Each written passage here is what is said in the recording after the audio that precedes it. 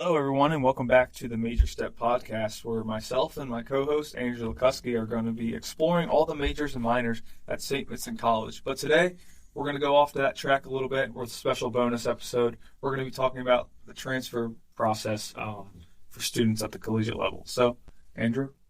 All right, so we have one of our friends and my roommate who's on our other podcast actually this week, Logan Roupe, who has bounced around just a little bit with the schools that he's gone to thus far, and he's going to talk a little bit about what it was like transferring to a different school and then coming back here and comparing that process a little bit. So, Logan, thanks so much for being on with us today. Thank you for having me. So, first, I'm going to ask what led you back to St. Vincent. So, you were here with us the first semester of freshman year in the fall of 2022, and then you took a step away. You tried a couple other places. So, what brought you back here? So like you said, I came in here as a freshman. After my fall semester, I realized I needed to take some time away. Explored my options with some other schools, but at the end of the day, St. Vincent really felt like home. I had so many connections, so many friends. There was a sense of community here that I really missed and felt like I needed to get back in my life. So, what exactly was the whole start to finish your transfer process like from credits, applying for whatever age you needed to, all that stuff? How did that all work? Like, when did you start and when were you quote finished with that? Like, how long did that really take you? So my circumstances were a little different. So I was considered a transfer student, but also a readmit student since I had already been here. Mm-hmm. So St. Vincent already had the majority of my information, but transferring in credits from other institutions, that's where things got a little difficult. Not difficult, but time-consuming. So Right. I'd say I started the process in like the end of March, and it was all said and done by around the end of May. So about a 2-month time frame. Not too bad. And how would you compare the transfer process from here compared to other schools that you went to, or other schools that you looked at, I should say? I thought it was great. Everyone I met with was very helpful. They really wanted to get the process moving rather quickly. There weren't many delays, so I really appreciated that. I got to meet with my advisor a couple times, which was great. Gave me a good understanding of, how I would need to catch up if I wanted to graduate when I was expected to when I first came to St. Vincent, and what classes I should take and should avoid, and all that kind of stuff. So obviously, you said you were a readmit, so you knew a ton of us coming back in, but you're taking you're a different major than most of your friends. So how has it been getting reintroduced to the community? And so you're not totally new, but like how has that been sort of readapting? Yeah, it was definitely an adjustment, switching majors, coming back. When you leave a place, you're leaving those relationships, and coming back, you have to rebuild some of them and make new ones. So I'd say in my first week, there were people outside of my major that I met, like on the same block as me in my dorm hall, Mm-hmm. and just guys like, hey, are you new here? I don't remember seeing you, and just getting to meet more people. But St. Vincent offers so many different opportunities to get out and meet people within your major, and the professors are great with allowing students to work with each other and interact with each other. So it was an adjustment to meet new people, but it didn't take me a super long time to get reacclimated and meet new people and build new relationships. I had a question in my head, and I'm losing the Colt. Do you have anything while I figure out why I'm having a massive brain fart at the moment? Sure. So you did come in your freshman year as a communication major or sports media, right? Correct. And now you're a finance major. So how have those classes in the communication field helped you in your current major? And I'm happy to see you back not in the communication field, but you're involved in more communication activities such as this, which is great. Yeah, I definitely enjoy being back working with some communications departments, even though that's not what I'm here for now. But no, the majority of the classes I took my freshman year were a lot of core classes, so not many of them are helping me now in my finance studies, but because everyone needs to take core classes to fulfill the core curriculum, that helped make the transfer process a lot easier because it's less classes that I had to make up. So that's where being a readmit has been very nice is I didn't lose the credit I took here. It's like I picked up from where I left off. Right. Yeah. So you and I have talked about this a little bit as you were coming back, because I knew you were coming back pretty early in the year. There's a lot of classes at other schools that will double for credit here that might not be exactly the same, and I think St. Vincent has a published list of that. But I know that there was a couple classes that you were struggling to get some credit for here. So how did that entire process go? And did St. Vincent give you any criteria about why some certain classes didn't count, especially for other students who are coming in from different schools? There's a lot of classes that might be really similar, but for one reason or other, St. Vincent might not take that as a credit. So this should be good for some people to know how St. Vincent approaches that. Yeah, so there is a list on their website of classes from different institutions and how they transfer into St. Vincent. The majority of my credits did transfer, which was nice. I mean, each credit you pay for, you don't want to lose that because it's like losing money. Right. So the majority of mine transferred in there. I want to say there were 2 that didn't. And I met with my advisor, and he was like, I'm not quite sure why they didn't transfer in.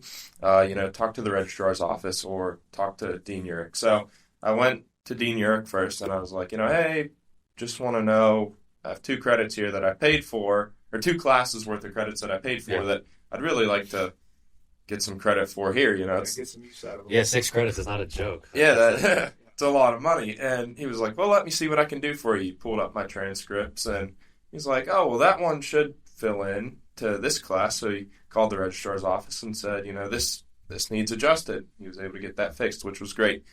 The other class, I had already taken a class here at St. Vincent, which fulfilled what that class would have fulfilled. So I did lose the credit there, but it's not because it wouldn't have transferred. It's because I already fulfilled it while I was here. Right. So even if some credits don't transfer, if you talk with the right people, some things can be worked out so you do get credit for it. Yeah, and I think they're really good with that at the registrar. Like, you're never really in jeopardy of like not getting the classes you need, which is great. Yeah, I think for students here too, like I think department chairs play a big part of this. Because a lot for some of the smaller departments here, especially, not all the classes that are needed to graduate are offered at the schedule that everybody needs it to be. And they are really good about finding a substitute that they can count for that credit. Or I've heard of a couple people who have had they do some kind of research assignment to fulfill some credit, something like that. So I think that then extends to transfer students too. Like they want to make it as easy as possible for people. Yeah. And the schedule is always changing, as we said in episodes past. Like the schedule is never going to be the exact same every single semester. So they understand the road bumps that may come with that. So they're more than willing to plug in another class for you in a spot that they might not offer one, which is great. Yeah, absolutely. I think that comes a little bit with being a small school that doesn't necessarily have the resources to offer every single class that they need all the time, so they are willing to help. Yeah, most definitely. And just to add, there are so many advisors here that are so helpful. My advisor wasn't too sure about a question I had, so he sent me to Dr. Foss. He said, that's probably the guy you have to ask this question for. So I asked him and got an immediate response, and it just goes to show how much the professors and advisors here really care because, with scheduling coming up, I wanted to try and get that figured out so I wasn't falling more behind than I already am because I took that time off. So everyone here definitely wants to see me get back on pace and try and graduate on time, and I really appreciate everyone's help in that process. Yeah, absolutely.